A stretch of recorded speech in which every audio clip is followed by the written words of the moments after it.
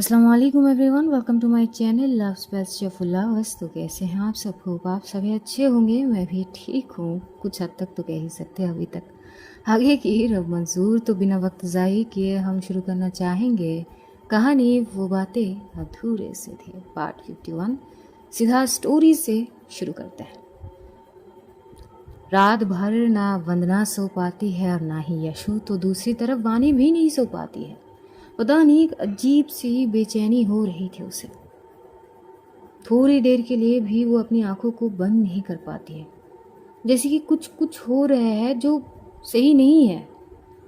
कभी इधर करवटें बदलती है तो कभी उधर करवटें बदलती है। वो नहीं चाहती थी वंदना से किसी भी हाल में बात करना, क्योंकि अगर वो थोड़ी सी भी बात करेगी तो शायद पिघल जाएगी, या फिर जो वो खुद को संभलने की कोशिश कर रही है शायद वो टूट जाएगी, वो नहीं कर पाएगी। अब रात तो ऐसे ही बिता देते हैं। सुबह के 4 बजे ही ये लोग निकल चुके थे। होटल के स्टाफ की मदद से इन लोगों के लिए कैब बुक पहले से कर दिए थे। इस दौरान दीपिका कोशिश भी नहीं करती है वंदना से मिलने की। ये लोग तो निकल ही जाती है। लगभग 1.5 घंटे की वो कैब जानी थी। ये लोग पंत नगर वो एयरपोर्ट पहुंचते हैं। उस दौरान वंदना इतनी शांत थी ना, वो कुछ नहीं बोलती है, बस बाहर की ओर एक टक देख रही थी। हर थोड़ी देर में उसकी आंखों से सरकती हुई वो आंसू की बूंद गिर रही थी। यशु को बहुत तकलीफ तो हो रही थी, लेकिन वो उसको कैसे समझाएगी, संभालेगी कैसे? फिलहाल क्या बोलना चाहिए शायद वो नहीं समझ पा रही थी। कुछ नहीं बोलती है। ये लोग एयरपोर्ट पहुंचते हैं। शायद जो यशु है वो किसी ट्रैवल एजेंसी से बात वगैरह करी थी, ये टिकट वगैरह सारी चीज़ में। तो जैसे ही ये लोग वहाँ पहुँचते हैं, एक शख्स मिलते हैं, दोनों से ही टिकट पकड़ा देते हैं। साथ में वो शख्स ये भी बोलते हैं कि दिल्ली में लैंड करने के बाद इन लोगों को एक और शख्स मिलेंगे। वो शख्स के पास बेंगलोर की टिकट है। अब ये लोग जैसे ही दिल्ली पहुँचेंगे, वहाँ से फिर से फ़्लाइट पकड़ के बेंगलोर। शायद बीच का कोई कनेक्शन फ़्लाइट नहीं मिले थे, तो बस जैसा मिल गया वैसे ही। शायद वंदना को कुछ ज़्यादा ही जल्दी थी और यशु उसके हिसाब से ही कर रही थी। कुछ देर ये लोग इंतज़ार कर रहे थे। इमिग्रेशन, बोर्डिंग पास वगैरह सब कुछ कंप्लीट होने के बाद ये लोग फ़्लाइट में चढ़ जाती हैं, दिल्ली के लिए रवाना होते हैं। शायद ये पहली दफ़ा थी वंदना की फ़्लाइट जर्नी, लेकिन उसके मन में कोई भी एक्साइटमेंट थी ही नहीं। बस वो एक घोर में थी और वो सीधा वानी के सामने जाकर पहुंचना चाहती थी। एक्साइटमेंट तो क्या, उसे डर भी नहीं लग रही थी। यशु उसकी हाथ पकड़ती है। जैसे ही उसकी हाथ पकड़ती है तो देखती है उसके हाथ ठंडे पड़ी है। तो पूछती कि तुम ठीक हो ना?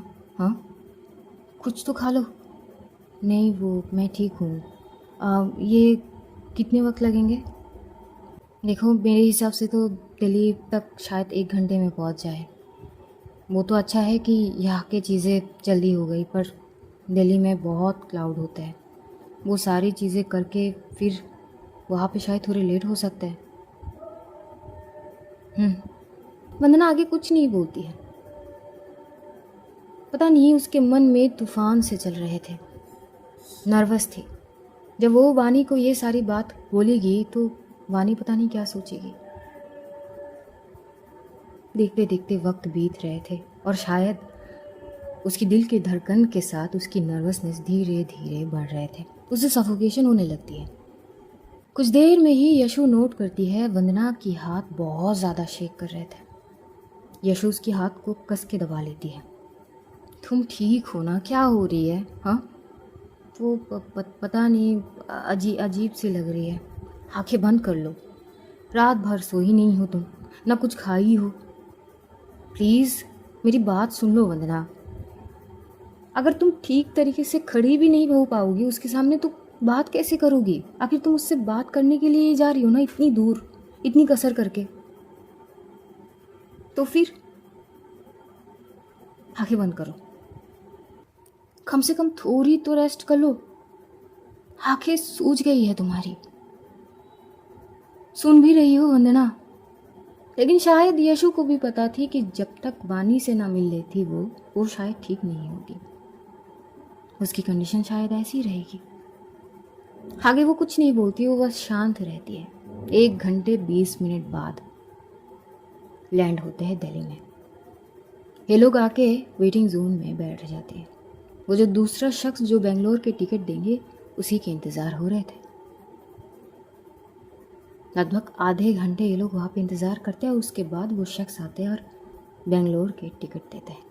अब फिर से यहाँ से फ़्लाइट पकड़ने होंगे और फिर 1 घंटे की लंबा इंतज़ार। उस दौरान भी यशु बहुत कोशिश करती है वंदना को कुछ खिलाने की, लेकिन मजाल है वो बस पानी ही पीती है, उसके अलावा और कुछ नहीं खाती है वो। 1 घंटे बाद फिर से वो बोर्डिंग पासिंग हर चीज़ जो प्रोसीजर होता है वो सारी चीज़ करने के बाद फिर से फ्लाइट चढ़ते हैं, अब बेंगलोर के लिए। सीट में बैठ चुकी थी। अब भी वंदना की हाथ शेक कर रहे थे। जैसे जैसे मंजिल करीब आते जा रहे थे वैसे उसकी हालत उतनी ही बदतर होते जा रहे थे। घबराहट और भी ज़्यादा धीरे धीरे बढ़ रही थी। तभी धीमी सी आवाज़ में वंदना पूछती है, और यहाँ से कितने वक्त लगेंगे? देखो, यहाँ से मिनिमम तो लग ही जाएंगे, मतलब 1-1.5 घंटे तो लगेंगे। फिर वहाँ से चीज़ों को क्लियर करने में आधे घंटे लग सकता है, मिनिमम 2 घंटे या उससे कम। वंदना चुप थी। थोड़ी देर के लिए वो अपनी आंखों को बंद कर लेती है। जैसी आंखों को बंद करती है, बंद आंखों से 2 बूंद आंसू सरकती हुई उसकी गाल में आ जाती है। फिलहाल वंदना की जो सिचुएशन है उस सिचुएशन को समझना शायद किसी की बस की बात नहीं है। वंदना की हाल केवल वंदना ही जानती है। वो बड़ी शांत थी, चुप थी, लेकिन मन में ऐसे तूफान चल रहे थे उसके। एक एक मिनट यहाँ घंटे के बराबर बीत रहे थे। जैसे पता नहीं वक्त धीरे धीरे खत्म हो रहे हो उसके पास। देखते देखते वो वक्त भी बीत जाते हैं।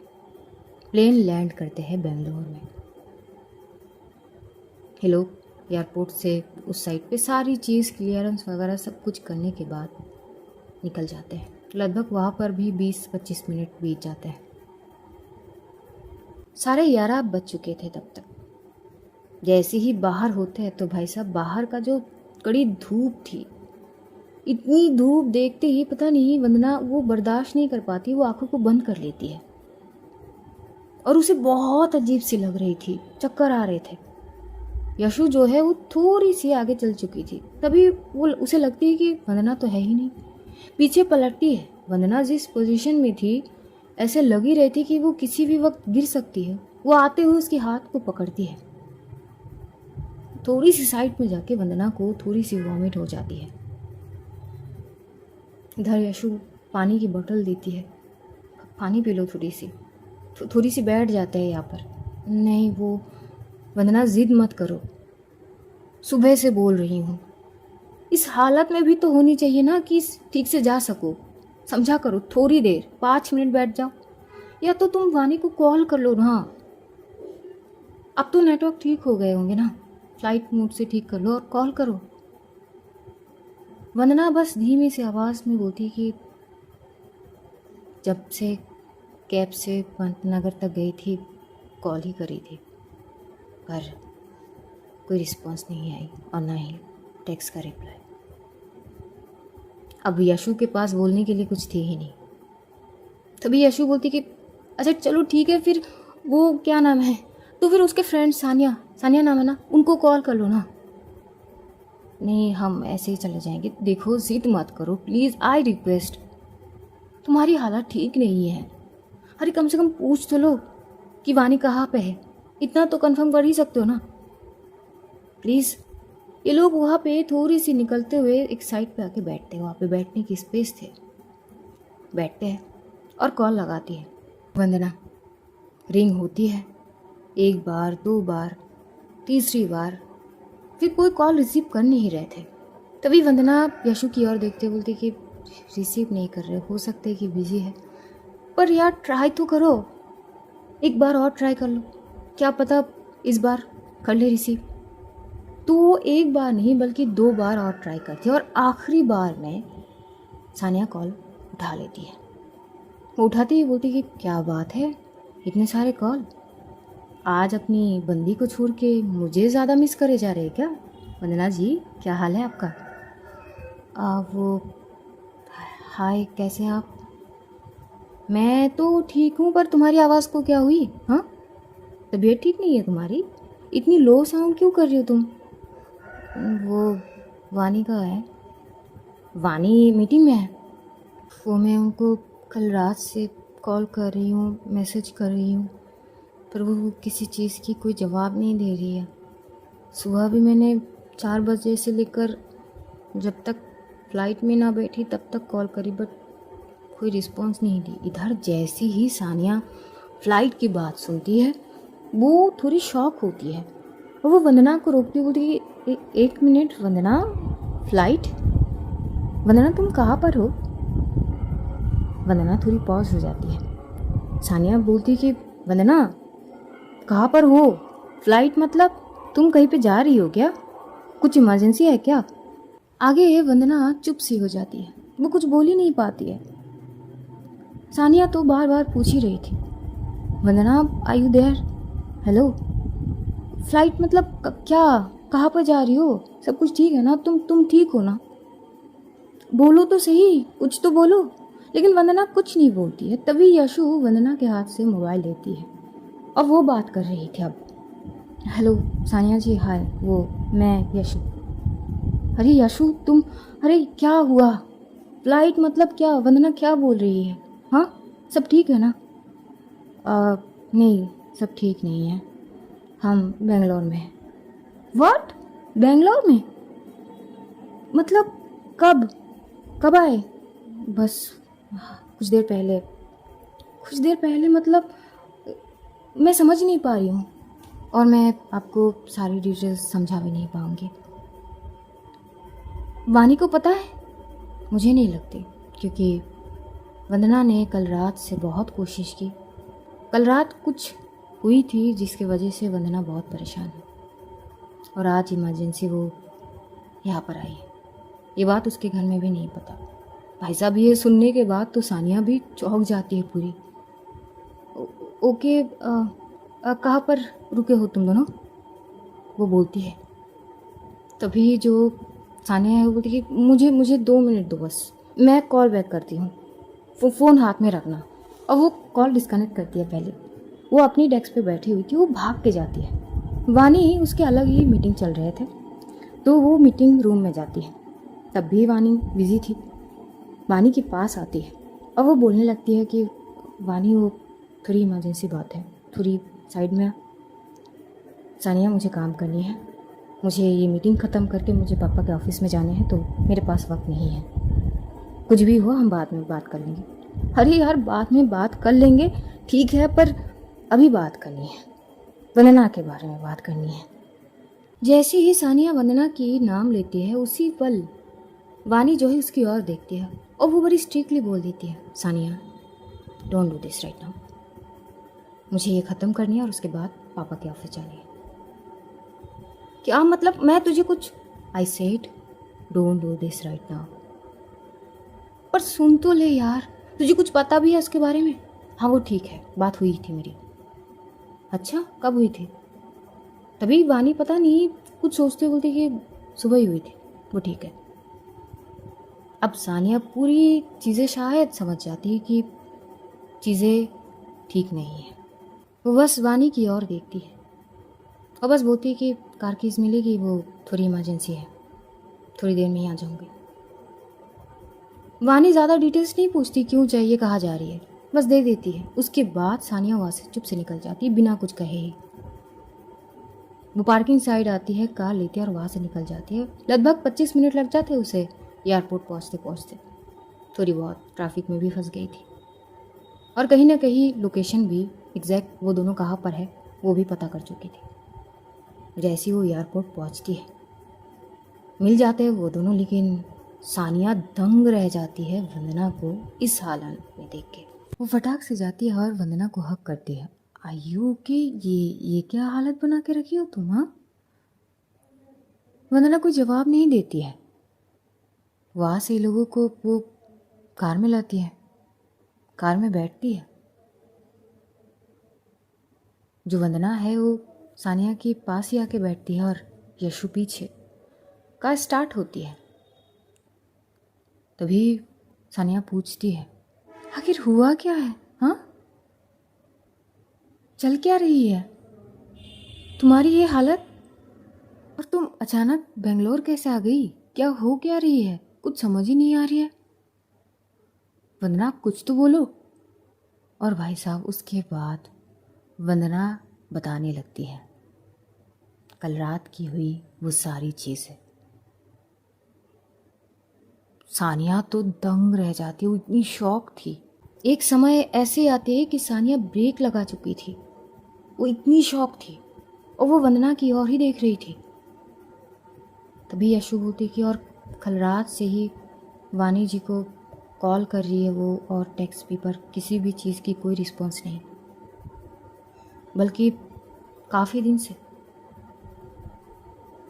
मुझे नहीं पता कि वो ये सब क्यों कर रही है, बट हो सकता है कि वो बिज़ी होंगे अपनी चीज़ में, लेकिन इतना,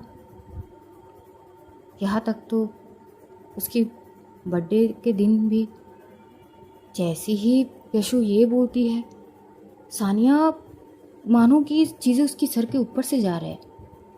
और अब वो पूरी तरह से श्योर हो जाती है इन दिनों जो वानी की बर्ताव है वो ठीक तो नहीं थी।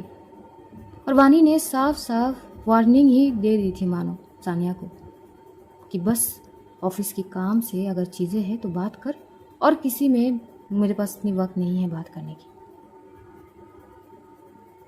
कुछ बातें यशु वो जितना जानती थी, या फिर ये कहे कि वंदना ने उसे जितना बताई थी, वो सारी चीज़ वो सानिया को बताती है। और ये भी बताती है कि कल से उसकी क्या कंडीशन है। ना कुछ खाई है, बस पानी पी है। सानिया थोड़ी गुस्सा करने लगती इस बात पे। तुम पागल हो क्या? हाँ, वो कुछ भी करे, वो ये सब के चक्कर में अपनी जान थोड़ी ना गवाओगी तुम, पागल। हाँ, खाने के साथ क्या चीज़ है? बात करने के लिए चली आई, हिम्मत तो देखो लड़की की, लेकिन खड़ी होके बात करने के लिए उतनी एनर्जी भी बचनी चाहिए ना शरीर में, पागल। वो साइड करती है कार को और थोड़ी सी खाने वगैरह की चीज़ें ले लेती है, जूस वगैरह, जिससे फिलहाल थोड़ी हद तक तो उसे अभी के लिए एनर्जी तो चाहिए। एनर्जी ड्रिंक वगैरह वो ले लेती है और वो देती है वंदना को। वंदना नहीं खा रही थी। सानिया बोलती कि देखो वंदना, मैं जा रही हूँ ऑफिस, तुम भी जा रहे हो, अच्छे से आराम से बैठ के वानी से बात कर लेना। जहाँ तक तुम जिस बारे में सोच रही हो, मुझे नहीं लगती कि उसे इस चीज़ से कोई दिक्कत होगी। आई नो हर। और क्या सोच रही हो तुम? और ये सारी चीज़ें ना दिमाग से निकालो, पहले कुछ खाओ, ये पियो, एनर्जी ड्रिंक है, और ये खा लो। और अगर तुम नहीं खाओगी ना तो मैं आगे बढ़ूंगी नहीं। अब तुम सोच लो, तुम्हें जानी है कि पहले खाओगी। तभी वंदना वो एनर्जी ड्रिंक लेती है, वो पीने लगती है और उसके बाद वो खाने लगती है। तभी जाके सानिया वो कार स्टार्ट करती है फिर से, और लगभग फिर से वो 25 मिनट ही लगते हैं और वो पहुंच जाती है ऑफिस। पहले तो कार को पार्क करती है। जैसे ये लोग एंटर करते हैं ऑफिस में, इधर जैसे ही ये लोग ऑफिस पहुंचते हैं, जो सानिया है वो वंदना और यशु को अपनी ही डेस्क पे लेके जाती है, केबिन साइड पे और बैठाते हैं। बस वानी की मीटिंग ख़त्म होने के इंतज़ार। और उसके ठीक 15 मिनट बाद ही वानी की मीटिंग ख़त्म होती है। वानी कॉल करती है सानिया को, क्योंकि वानी को निकलनी थी। वो जैसी ही देखती है कि वानी ने कॉल करी है, वो फटाक से रिसीव करती है। हाँ, तुझे कुछ काम थी ना, कार कीज़ लेके गई थी, मीटिंग ख़त्म हो गई है, अब मुझे निकलनी है। हाँ, मैं आ गई हूँ, आके केबिन से लेके जाओ। तू नहीं आ सकती? मैं खा रही हूँ। इतनी जल्दी? 12:30 बज रहे हैं, मुझे भूख लगी है। तू नहीं आ सकती क्या? Okay fine. वो कॉल डिस्कनेक्ट हो जाती है। थोड़ी ही देर बाद जैसे ही केबिन की वो स्लाइडिंग दरवाज़ा थे, जैसी स्लाइडिंग दरवाज़ा थी जो थोड़ी ही पास में वंदना बैठी हुई थी, और वंदना के सामने यशु के फेस वंदना की तरफ थी, तो यशु के बस बैक साइड शायद अगर वानी एंटर करी तो वो देखेगी, वो वंदना को नहीं देखेगी, ऐसी सीन थी। और वो इधर उधर ध्यान भी तो नहीं देती है ना, वो बस सीधा एंटर करती है। टेबल के ऊपर वो कार कीज थी और सानिया भी बैठी हुई थी, अपने दोनों हाथों को फोल्ड करते हुए वानी को एक टक घूर के देख रही थी। वो कार कीज उठाती है, सानिया को कुछ नहीं बोलती और वहां से पलट के जाने लगी थी। तभी सानिया बोल पड़ती, कहाँ जा रही है? जैसे कि तुझे पता है, पापा के ऑफिस में। अच्छा, पर तुझसे मिलने के लिए कोई आई है, कम से कम मिल ले। वानी पलट कर देखती है सानिया को और वो देखी मुझसे मिलने के लिए कोई आई है। कौन? तभी यशु उठ के खड़ी होती है। वानी जब यशु को देखती है तो वो तो शॉक, लेकिन जैसे ही यशु उठ के खड़ी होती है, ठीक वहां पर बैठी वंदना को देखती है। वानी वंदना के बस एक ही साइड देख पा रही थी फेस के, और उसी साइड से देखते हुए उसकी आंखों में वो सुजन भी उसे बहुत आसानी से दिख गए थे। ये क्षण जैसे ही उसके आंखों के सामने थे, पता नहीं उसकी रूह तक कांप उठती है। कुछ क्षण के लिए उसकी हाथ से वो कार कीज गिर जाती है। सानिया उठ के यहाँ पर आती है साइड पे। तभी वंदना पलटती है। वंदना के आंखों में बस आंसू भरे हुए थे। वो महसूस कर चुकी थी वानी की आहट जब वो एंटर करी थी। तब से तो उसकी आंखों से बस आंसू बह ही जा रहे थे। जैसी वो उठ के खड़ी होती है ना, वानी एक कदम ऐसे मानो कि लड़खड़ा सी जाती है, फिर भी अपनी पैरों पे सीधी होके खड़ी होती है। उसकी आंखें तुरंत लाल हो चुके थे। वंदना धीरे धीरे करीब आ रही थी। जो वानी की आंखें लाल थे, तुरंत उन लाल आंखों में आंसू भर जाते और वो आंसू सरकते हुए उसकी गाल पे आ ही जाते हैं। वंदना की शायद अब वो हर पेशेंस सब पूरी तरह से टूट चुकी थी। अब वो थोड़ी देर के लिए भी इंतजार नहीं कर पाती और वो थोड़ी भाग के ही जाती और सीधा वानी को गले लगा लेती है, इतनी कस के कि वानी 2 कदम पीछे होकर भी सीधा खड़ी हो जाती है। अभी तक उसने हक बैक नहीं करी, लेकिन वंदना ने बहुत कस के उसे हक बैक करी थी। और उसके बाद उसका जो रोना स्टार्ट होती है फूट फूट के। सानिया की आंखों में आंसू थे, यशु के आंखों में आंसू थे, खुद वानी की आंखों से आंसू सरकते हुए बूंद जमीन पे टपकते हुए गिर रहे थे। वंदना रो रही थी बहुत। मुझसे नहीं हो पाएगी, मुझसे नहीं हो पाएगी, मैं नहीं रह पा रही हूँ, ऐसे नहीं पा रही हूँ, मैं नहीं रह सकती ऐसे। कम से कम एक बार कॉल। इतने दिन से बात नहीं करी, ना देखी, ना टेक्स्ट पे कोई रिस्पॉन्स। मैं कैसे जी रही हूँ? कम से कम इतना जानने की कोशिश तक नहीं की। क्यों? अब मुझसे ना बहुत बड़ी गलती हो गई। मुझे नहीं पता मैं कैसे, पर गलती हो गई मुझसे। वो जो तुमने मना करी थी ना दीपिका, मैंने तुम्हें सारे डिटेल्स बताई। वो आई थी, मुझे कॉल करी थी, सारे डिटेल्स, एक एक चीज़। हम कॉफ़ी शॉप में गए थे, कॉफ़ी पिए। मैं अकेली नहीं गई, यशु साथ में थी। वो कुछ दिन के लिए आई थी, यही बोली थी। फिर वो रो ही रही थी। फिर जाके वानी उसे हक बैक करती और उसके सर पे से हिलाने लगती, शांत हो जाओ। नहीं, मुझसे गलती हो गई। प्लीज़ मुझे गलत मत समझना। मैंने जानबूझ के कुछ नहीं किया। तुम सही थी। मुझे उसकी इंटेंशन नहीं पता थी, पर मैंने जानबूझ के कुछ नहीं किया। मैं तुमसे बहुत प्यार करती हूँ। वंदना, शांत हो जाओ। मुझे समझ नहीं आ रही तुम किस बारे में बात कर रही हो। वो दीपिका। वानी दीपिका को जानती थी। दीपिका वो कहाँ से आई? और तभी वंदना, जो वानी की सीने में अपनी सर रखी हुई बस रोई जा रही थी, सिसक के, और वो पूरी बात बताने लगती है। वानी शांत थी। सानिया की भी आंखों में इतने आंसू थे कि हर थोड़ी देर में वो आंसू को पोंछ रही थी। और आखिर में वो सीन जब स्टार्ट होते हैं, वंदना रुक जाती है, वानी की आंखें बड़ी हो जाती है। वंदना पीछे होती है और वानी को देखती है, वानी की दोनों हाथ पकड़ लेती है। प्लीज़ ये यकीन मानो, मुझे उसकी इंटेंशन नहीं पता थी। आई स्वेयर मुझे नहीं पता थी, वरना ना मैं नहीं जाती उसकी पार्टी में। मुझे नहीं पता थी कि वो मुझे प्यार करती है। फिर पता नहीं क्या हो गई, ड्रिंक बदल गई या पता नहीं क्या, उसकी फ्रेंड ने कुछ पिला दी थी मुझे। मैं अपनी होश में नहीं थी। और उसके बाद वो पूरी चीज़ें जैसी बिल्कुल होती है ना, वैसी हूबहू बताती है। वानी की वो चुप्पी पता नहीं क्यों वंदना को बर्दाश्त नहीं हो रही थी। वो वानी के हाथ को पकड़ लेती। प्लीज़ प्लीज़ मुझे गलत मत समझना, प्लीज़ मुझसे दूर होने की कोशिश मत करना इस वजह से, प्लीज़ प्लीज़ प्लीज़ वानी प्लीज़। सानिया वानी की ओर देखते हुए बोलती कि वानी,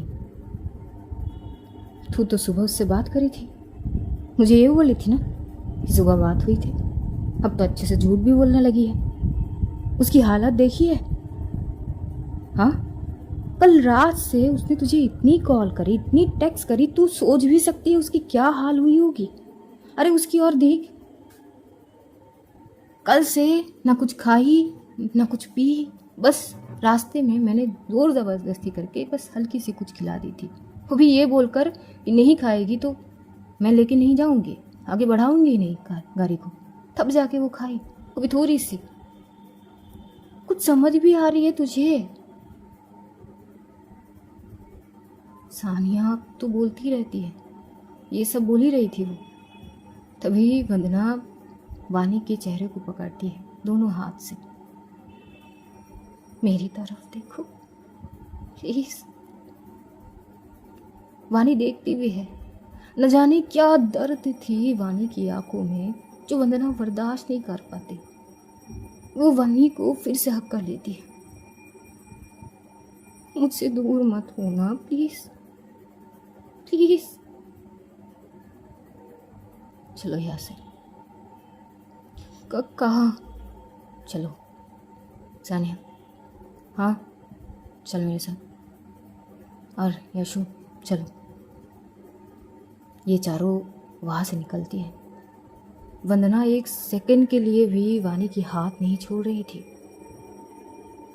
बड़ी कस के वो वानी के हाथ को पकड़ के रखी थी। एक सेकंड के लिए भी नहीं छोड़ रही थी वो। वानी आके कार में बैठती है, वंदना आके उसकी साइड में। अब भी वंदना के आंखों में आंसू थे और वानी की आंखों से आंसू गिरे जा रहे थे बार बार। सानिया और यशु जाके पीछे बैठते हैं। वानी कार स्टार्ट करती है और ड्राइव करने लगती है। इस दौरान इतनी सन्नाटा छाई हुई थी कार में, एक शब्द तक नहीं सुनाई दे रहे थे। वंदना बस एक टक वानी को देख रही थी और वानी सामने की ओर। हर थोड़ी देर में उसकी आंखों से एक एक बूंद आंसू गिर रहे थे। वंदना को वो इतनी तकलीफ दे रहे थे कि वो थोड़ी करीब आते हुए उसकी आंखों से उन आंसू को पोंछ रही थी। जब जब वो ऐसी कर रही थी तब मानो कि आंसू और आने लगते हैं। 10 मिनट ड्राइव करने के बाद ये लोग एक जगह पे पहुंचते, रेस्टोरेंट सा कुछ थे। वो कार पार्क करती है, वहां पर जाती है। वहां पे ज़्यादा क्लाउड नहीं थे, वहां पर भी सन्नाटा ही थे। तो ये लोग जाके बैठते हैं। वानी एक वेटर को आवाज़ लगाती है तो ऑर्डर वो खुद से ही कर देती है सबके लिए। एक्चुअली उसे पता थी कि वंदना को क्या पसंद है और क्या नहीं, उसी हिसाब से। वंदना तो बस एक टक वानी को देख रही थी। कुछ देर बाद खाना आ जाता है। तभी वंदना बोलती कि तुम नहीं खाओगी? कुछ खा लो। पर वो वंदना पहले कुछ खा लो। पर मुझे वो तभी वानी वो प्लेट लेती है अपने हाथ में। उससे पहले वो हाथ क्लीन करके आ चुकी थी, वॉश करके। उसी प्लेट से वो वंदना को खाना खिला रही थी। भाई साहब वो मोमेंट इतनी थी ना कि ये मोमेंट देख के सानिया और यशु भी रो रहे थे, क्योंकि जब जब वो निवाला दे रही थी वंदना को वानी, तब तब उसकी आंखों से आंसू बह रहे थे, और जब जब वंदना वो खा रही थी तब उसकी आंखों से आंसू गिर रहे थे। वंदना एक क्षण के लिए रोकती और बोलती कि तुम भी खाओ, मुझे भूख नहीं है, तुम खा प्लीज़। जैसी वो प्लीज़ बोलती है तब जाके वानी एक दो निवाला खाती है, कुछ राइस के साथ कुछ सेव आके। जैसे ही खाना वगैरह होते हैं तभी जो वानी है वो सानिया की ओर देखती है, तुम दोनों थोड़ी दूसरे टेबल पे जाके बैठो, मुझे वंदना से बात करनी है। तभी सानिया जो घूर के देखती है वानी को और पलट कर जवाब देती है, एक्सक्यूज़ मी, वैसे भी ये पब्लिक प्लेस है, रेस्टोरेंट है, तुम लोग वैसा वैसा कुछ तो करोगी नहीं, तो हम दोनों अलग टेबल में जाके बैठे क्यों?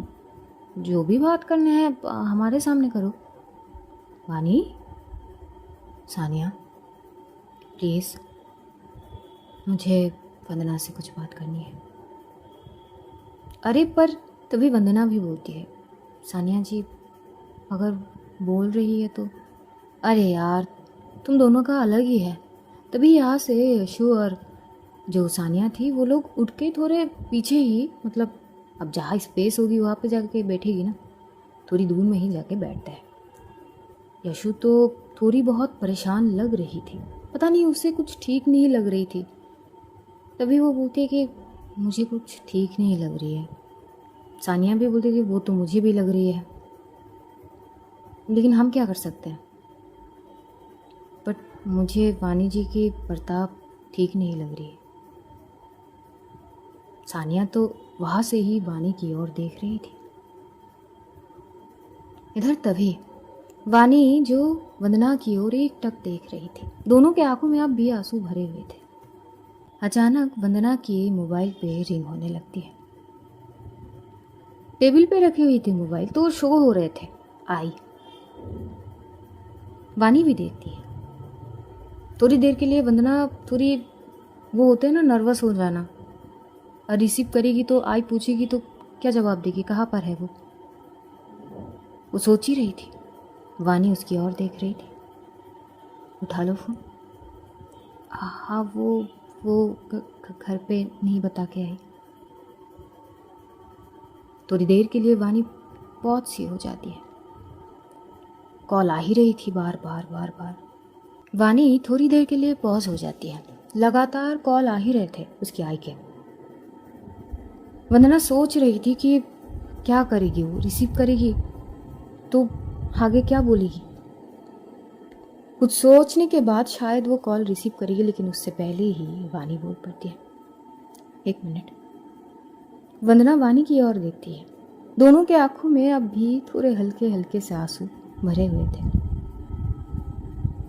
हाँ बोलिए। वंदना, हाँ, क्या तुम मेरे लिए अपनी आई बाबा को छोड़ सकती हो? अचानक वानी का ये बोलना और वंदना शॉक्ड। वो बोलती कि क्या क्या मतलब है आप? देखिए आप फिर से ऐसे सवाल कर रहे, ये कैसा मजाक है?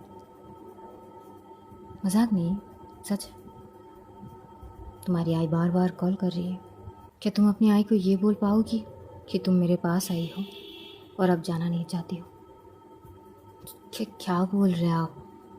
घर पे थोड़ी ना पता है मैं यहाँ पे आई हुई हूँ, जानी तो पड़ेगी ना। वही तो मैं बोल रही हूँ, क्या तुम मेरे साथ रुक सकोगी? वंदना थोड़ी सी शॉक होती है। पहले तो उसे लगी थी कि शायद वानी मजाक कर रही होगी या कुछ ऐसी चीज़ें, लेकिन वानी की फेस को देख के वैसे लग तो नहीं रही थी कि वो मजाक की मूड में थी। तभी वो थोड़ी सी सीरियस होकर बोलती कि क्या बोल रही है आप वानी जी, ये कैसा पॉसिबल है? छोड़ो, मजाक कर रही थी। क्योंकि वंदना की पूरी फेस डल सी हो चुकी थी, बहुत सीरियस लुक में आ चुकी थी वो। तभी वंदना बोलती कि ये कैसा मजाक है, मजाक है। वंदना, अब आगे मैं जो बोलने जा रही हूँ थोड़ा ध्यान से सुनो। कि बोलती ही वानी की आंखों में आंसू आ जाती है, भर जाती है आंसू से। मेरे सिचुएशन थोड़े डिफरेंट है, पापा की सारी चीज़ें और भी बहुत सारी चीज़, तो कहीं ना कहीं तुम बस तकलीफ़ ही झेल रही हो मेरे हिस्से में। आप ऐसा क्यों बोल रही है कि बस मैं तकलीफ़ ही झेल रही हूँ? हाँ, क्योंकि एक तरीके से देखा जाए मैं जो बोली हूँ वही है। वंदना समझ नहीं पा रही थी कि आखिर वानी क्या बोलनी चाह रही है। वो बोलती कि मैं समझी नहीं आप किस बारे में बात कर रही है। वंदना, मुझे नहीं लगती कि मैं इस रिश्ते को आगे ले जा पाऊंगी। ये बोलते बोलते ही वानी की वो आंखों में जो आंसू भरे हुए थे वो सिरकते हुए उसके गाल को छूते हुए उसके चिन में आके जम जाते हैं। वंदना मानो कि पूरी स्तब्ध हो चुकी थी। उसे यकीन नहीं हो रहे थे कि अभी अभी जो शब्द उसने सुने हैं वो सच है या क्या। वो शायद यही सोच रही थी कि मैं कुछ गलत सुन ली हूँ। वो फिर बोलती है कि आपने क्या बोला वो? वंदना, मैं इस रिश्ते को यहीं पर ख़त्म करना चाहती हूँ। वो भाई साहब, वंदना शायद इसके लिए तैयार नहीं थी। अपने आप ही आंसू बहने लगते हैं। पता नहीं आंखें हैं कि पानी का नल, पता नहीं क्या होते कि अपने आप ही बह जा रहे थे। दिल में इतनी दर्द सी जाग उठती है ना, उसकी उसकी लफ्ज कांप पड़ते हैं। क्या बोल रहे हैं आप? मैं जो बोली हूँ सोच समझ कर बोली। मैं नहीं ले जा पाऊंगी इस रिश्ते को आगे, और यही हम दोनों के लिए ठीक है। पर ऐसा क्यों? आप ऐसा नहीं कर सकते। मैंने ऐसा क्या किया? नहीं नहीं वंदना, तुमने ऐसा कुछ नहीं किया। नहीं, मैंने कुछ तो करी होगी ना। मैंने आपको हर्ट करी, आपकी कुछ कुछ बातें मैंने सुनी नहीं, कुछ तो की होगी ना। एक मिनट, कहीं आपको वो दीपिका की चीज़ें तो नहीं लग गई ना? देखिए, मैं सच बोल रही हूँ। हम दोनों के बीच कुछ नहीं हुई। हाँ ठीक है, मैं तो थोड़ी थी नशे में, पर फिर भी मैं जानती थी कि वो आप नहीं हैं। प्लीज़ आप मेरी विश्वास कीजिए। वो कुछ नहीं की मुझे। वो उसने मुझे छुआ भी नहीं। हाँ हाँ करी थी। वंदना, तुम्हें लगती है कि मैं इस चीज़ से तो फिर क्या है कि क्या मैंने कुछ तो करी होगी ना जिससे आप। वंदना, तभी वानी उसके हाथ पकड़ लेती है। लुक एट मी वंदना, क्या कुछ तो गलती हुई होगी ना मुझसे, जो आप इतनी बड़ी फैसला ले रही है। मैं कैसे रहूँगी? मैं आपसे बहुत प्यार करती हूँ। आप क्या बोल रही है ये सब? हमने ये कभी सोचे तो नहीं थे ना। ये बात नहीं हुए थे हमारे बीच। हम हमेशा एक दूसरे के साथ रहेंगे, यही तो थे ना। हाँ वंदना, लुक एट मी। वंदना की आंखों से लगातार आंसू बस बह जा रहे थे। इधर यशु और सानिया ये दोनों ही ये सीन देखते हैं। सानिया उठ के आने लगेगी तभी यशु हाथ पकड़ लेती है। देखिए सानिया जी, फिलहाल नहीं, हमें नहीं पता कि वहाँ पे क्या बात हो रहा है, शायद अभी जाना ठीक नहीं होगी। अरे पर कुछ तो हो रहा है वहाँ पे गलत। मैं गलत होते हुए नहीं देख सकती, कुछ तो हो रही है। ठीक है, थोड़ी और इंतज़ार कर लेते हैं। जब हमें लगे कि नहीं अब हमें जाना चाहिए तो चले जाएंगे, अभी नहीं, इतने दिन बाद शायद मिल रहे हैं तो चीज़ें मुझे नहीं लग रही है। अरे तुम्हारी दोस्त है ना वंदना, उसकी फेस एक्सप्रेशन को देखो। वो अरे क्या यार, आप थोड़ी देर के लिए रुक जाइए ना। इधर वंदना, वो उसको बर्दाश्त नहीं हो रही थी ये सारी चीज़।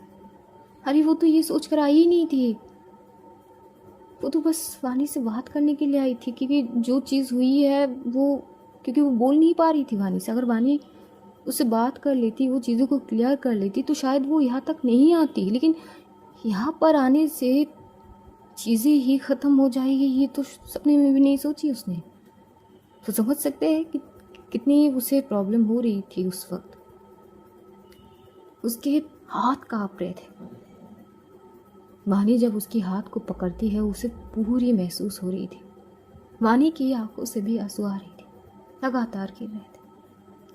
वंदना प्लीज़ मुझे समझने की कोशिश करो प्लीज़। ये कहीं ना कहीं हम दोनों के लिए सही है। नहीं नहीं, ये कैसे सही हो सकता है? आप क्या बातें कर रहे हैं वानी? कैसे सही हो सकते हैं? हाँ आप बताइए, मैं कैसे रहूँगी आपके बिना? कितनी मुश्किल है आपको पता है? आप रह पाएंगी मेरे बिना? बताइए। वानी थोड़ी सी पॉज तो हो जाती है। वंदना पूछती, बताइए ना। मैं इतने दिन से कोशिश तो कर ही रही हूँ ना, हो जाएगी। भाई साहब शायद ये सुनना नहीं थी वंदना को। वो आंसू शायद और भी आंखों में समा चुकी थी और बस बह रहे थे। मानो अचानक ही वंदना के शरीर में उसे कुछ फील ही नहीं होती। फानी की हाथ अपने आप ही छूट जाती है। वंदना हाथ पीछे कर लेती है। वानी बोलती कि वंदना नहीं, ऐसे तो नहीं कर सकते ना आप मेरे साथ। हाँ ठीक है, आप रह सकती है पर मैं नहीं रह सकती हूँ। आपको नहीं पता ना कि इतने दिन से कितनी तड़पी हूँ मैं, कैसे रही मैं आपके बिना। कम से कम अगर एक टेक्स्ट भी आ जाते थे ना तो कितनी खुश हो जाती थी मैं। प्लीज़ अगर मुझसे कोई गलती हुई ना तो आप बता दीजिए ना। और अगर आई बाबा की बात है ना, मैं मना लूँगी, बस मुझे थोड़ा सा वक्त चाहिए। मैं एक बार और मनाने की कोशिश करूँगी, और फिर नहीं माने ना तो मैं ठीक है, मैं चली आऊँगी आपके पास। प्लीज़ मुझे एक मौका दीजिए वंदना, प्लीज़ बी स्ट्रॉन्ग। तुम इतनी कमज़ोर नहीं हो, मेरे प्यार इतनी कमज़ोर नहीं है। नहीं, वो बात की बात है, असल में ऐसा कुछ नहीं होते है। जो बोलते हैं ना कि मैं कमज़ोर नहीं हूँ ना, वो सबसे ज़्यादा कमज़ोर होते हैं दुनिया में। हाँ प्लीज़ प्लीज़ ना, मुझे आपके बिना नहीं रहने हैं। मैं एक मौका तो दीजिए ना आप मुझे। मैं कोशिश करूँगी ना मैं बाबा को मनाने की, और अगर नहीं माने ना तो मैं आ जाऊँगी, बोल तो रही हूँ। प्लीज़ वंदना प्लीज़ मेरी बात तो सुन लो। मुझे नहीं सुननी, मुझे प्लीज़ आप प्लीज़ ऐसा मत करो ना। मैं आपके पैर पकड़ ली। और भाई साहब वो जैसे ही चेयर से उठ के उसके पास आने वाली थी, वानी पीछे हो जाती है, वंदना इनफ। और उस वक्त सानिया और यशु भाग के आती है। सानिया बोलती कि क्या किया तूने वानी, क्या किया तूने? वानी कुछ पूछ रही हूँ। यही किया कि मुझे आगे रिश्ता लेके ही नहीं जानी है, बस और कुछ सुननी है तुझे? सानिया चुप सी हो जाती है। और उधर यशु भी, शायद वानी की बर्ताव से कहीं ना कहीं यशु भाप चुकी थी कि कुछ ऐसा ही होने वाली थी। यशु फटाक से आती है वंदना के पास, और वो उससे संभालती कि वंदना संभालो खुद को। यशु वो, मैं तो बस बात करने आई थी ना, वो जो हुआ है मैं नहीं रख सकती हूँ। मुझे बात करनी थी क्योंकि वो कॉल नहीं उठा रही थी, लेकिन मैं यहाँ पे आई ख़त्म थोड़ी ना करने। वंदना शांत हो जाओ, उठो उठो उठो। तभी वो फिर से आती है वानी के पास। प्लीज़ मुझे एक मौका तो दीजिए ना आप। वंदना। तभी वानी भी ठीक वैसे ही घुटनों पर आके उसके सामने बैठती है। दोनों ही ऐसे फ्लोर पे बैठे हुए थे, वहाँ पे आसपास के लोग सारे देख रहे थे। बड़ी अजीब सी सिचुएशन थी और बड़ी ऑकवर्ड भी। वानी उसके हाथ को पकड़ती है, उसके हाथों को चूमती है, अपनी फॉरहेड के साथ लगाती है। प्लीज ना, कम से कम ये सब मत करो, फिर मैं शायद कभी जी ही ना पाऊं। प्लीज। शायद उसकी ये बात काफ़ी थी वंदना के लिए। जैसी भी हो, पास हो या दूर, लेकिन वो इंसान जिए। अपने प्यार को दूर से जीते हुए देखना भी एक सुकून ही है। आंसू अब भी सरकते हुए घास से जमीन पे गिर रहे थे। वंदना वो स्ट्रेट खड़ी हो जाती है, वानी की ओर देखती है और वानी के पास आती है, उसे कस के गला लगाती है। लगभग 2 मिनट खूब रोती है वो, खूब। रेस्टोरेंट के सभी समझ नहीं पा रहे थे कि यहाँ पे हो क्या रहे हैं, आखिर क्या चल रहा है ये सब। उसके बाद वंदना पीछे होती है और उसकी फॉरहेड पे किस करते हुए वो यशु की ओर देखती है। चलो यहाँ से। तभी वानी बोलती कि मैं तुम्हारे साथ जाऊंगी, मैं तुम्हें नैनीताल छोड़ूंगी तो नहीं। यशु प्लीज चलो, क्योंकि ज़्यादा देर मैं यहाँ पे रुकूंगी ना तो मैं खुद को नहीं रोक पाऊंगी। यशु प्लीज। यशु रो रही थी। वो आती है और वंदना को साइड से हक करती है। सानिया सामने चली जाती है वंदना के। तुम कहाँ जा रही हो? हाँ, इसकी बात क्यों सुन रही हो तुम? तुम्हें पता है ना इसके बारे में? हाँ। वो सानिया को हक कर लेती है। प्लीज़ आपसे एक रिक्वेस्ट है, इनका बस ध्यान रखना प्लीज़। सानिया भी रोती है। वंदना प्लीज़ ना, ऐसा मत करो ना, मैं जानती हूँ ना ये तुम्हारे बिना अच्छी नहीं है, ये तुमसे बहुत प्यार करती है। मुझे नहीं पता कि बीच में क्या हुई है सच में, बट वो तुमसे बहुत प्यार करती। तुम्हें मुझ पर यकीन नहीं है क्या? मुझे आप पर भी यकीन है और आपसे ज़्यादा उन पर। उनका ध्यान रख लीजिएगा प्लीज़। और यही बोलते हुए वो यशु की हाथ पकड़ती है और वहाँ से निकल पड़ती है।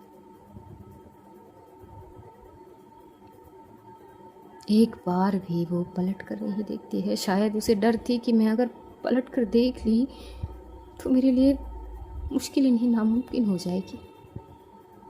वो तो यशु को भी बोलती कि प्लीज़ अगर मैं पीछे पलटने की कोशिश भी करूँ ना तो मत देना ऐसा करने प्लीज़। यशु बोलते कि वंदना प्लीज़, जब तक मैं यहाँ से पूरी तरह से निकल ना जाऊँ, मैं कोशिश भी करूँ ना, मत देना मुझे पीछे देखने के लिए प्लीज़। वही होती है। वो एक बार कोशिश करी थी लेकिन यशु नहीं देती है। थोड़ी देर बाद आंखों से ओझल हो जाते हैं वो दोनों। इधर सानिया वो आती है वानी के पास, लेकिन वो जैसे ही वानी के पास आती है वानी उठ के खड़ी होती है, टेबल के वहाँ से अपनी फ़ोन लेती है और वो बस आगे चल पड़ती है। पीछे पीछे सानिया, क्या मिली तुझे ये करके? हाँ, क्या तुझे तकलीफ़ नहीं हो रही है? लेकिन एक का भी जवाब नहीं देती वानी। वो बस आगे बढ़ रही थी धीरे धीरे। जाते जाते वो अपनी कार में जाके बैठती है। तुरंत ही सानिया जल्दी ही आके बैठ जाती है, कहीं वो कार लेकर अकेली ना निकल जाए। वहाँ से वानी कार को सामने की ओर बढ़ा ले जाती है। सानिया बस एक टक देख रही थी वानी को। उसके आंसू रुकने के नाम ले ही नहीं रहे थे, लेकिन वो शांत थी। कभी सानिया बोलती कि चल रो ही ले थोड़ी देर, हाँ तकलीफ तो हो रही है तुझे, कम से कम ये जो दिखावे के नकाब ओढ़ के रखी है ना, तो उसके अंदर भी एक सच्चाई है जो तेरी आंखें बता रहे हैं। तो झूठ बोलने की कोशिश भी मत कर, बहुत कर लिया तूने। मैं कुछ पूछ रही हूँ वानी। वानी की कार अब स्पीड पकड़ती है और पता नहीं वो बस ड्राइव ही कर रही थी, सामने बढ़ ही रही थी। तभी वो एकदम से कार को राइट टर्न लेती है और वो एक प्लेग्राउंड थी शायद, बीच में जाके कार को रोकती है और कार से उतरती है। सानिया भी फटाक से उठती है, उसके सामने आके खड़ी होती है। क्या यहाँ पे आने का क्या मतलब है, हाँ चल क्या रही है, बोलेगी कुछ? बस सानिया तो बस इतना ही बोलती है और उसके बाद वानी अपनी ही घुटनों पर आ जाती है और वो जो टूट के रोती है ना, सानिया ये नहीं देख सकती थी। वो वानी को हक करती है, क्यों करी ये, क्यों करी? जब तुझे तकलीफ हो रही है, उसे तकलीफ हो रही है, तू क्यों, हाँ क्यों? क्योंकि मैं स्वार्थी नहीं बन सकती, मैं उसकी आई बाबा से उसे दूर नहीं कर सकती। उसकी आई ने मेरे सामने हाथ जोड़ के बोली कि उनकी बेटी को मैं उनसे दूर ना करूं। कैसे करती मैं, कैसे करती?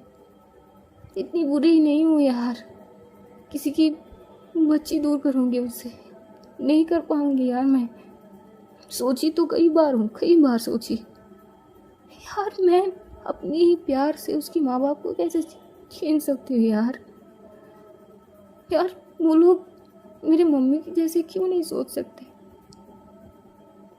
मेरे मम्मी पापा के ऐसे सोच तो नहीं है, फिर वो लोग ऐसा क्यों नहीं सोच सकते? आज मैंने अपने ही हाथों से अपने प्यार को खत्म कर दिया। जिस तरह से टूट कर रोती है ना वो, तो दूसरी तरफ जैसे ये लोग आए थे वैसे ही जाने की बंदोबस्त यीशु कर चुकी थी। ये लोग एयरपोर्ट जाते हैं, एयरपोर्ट से थोड़ी देर इंतज़ार, फिर टिकट, फिर वहाँ के लिए दिल्ली। एक शब्द तक वंदना नहीं बोल रही थी, बस उसके दर्द आंसू से बयां हो रही थी। वहां से लेकर फिर पंतनगर। इस दौरान दोनों दो अलग अलग जगह पे थे, लेकिन इन दोनों एक ही तरीके से पूरी तरह से टूट के बिखर चुके थे। वो होते हैं ना समंदर के दो किनारे जब एकत्रित होते हैं, वो मिलने के मंजिल इतनी खूबसूरत होते हैं कि कुछ ही क्षण बाद वो अलग अलग हो जाते हैं। शायद अभी जो मंजिल थी वो बिल्कुल वैसे ही थी। इस सिचुएशन को समझते हुए दो लाइन तो बनती है। पास आए दूरियां फिर भी कम न हुई, एक अधूरी सी हमारी कहानी रही। आसमां को ज़मीं ये ज़रूरी नहीं, जा मिले जा मिले। इश्क सच्चा वही जिसको मिलती नहीं मंजिले मंजिले। रंग थे नूर था जब करीब तू था, एक जन्नत सा था ये जहां वक्त की रेत पे कुछ मेरे नाम सा लिख छोड़ गया, तू कहाँ। हमारी अधूरी कहानी, हमारी अधूरी कहानी, हमारी अधूरी कहानी, हमारी अधूरी कहानी। तो आज कहानी हम यहीं पर समाप्त करते हैं। अब जानेंगे कि आगे क्या होगी। क्या ये कहानी अधूरी रहेगी? तब तक अपना ध्यान रखिए, अपनों का ध्यान रखिए, ढेर सारा प्यार बांटिए, खुश रहिए, खुशियाँ बांटिए। Love you all guys, see you soon. बहुत जल्द फिर मुलाकात होगी। तब तक के लिए खुदा हाफिज़, टाटा, बाय बाय।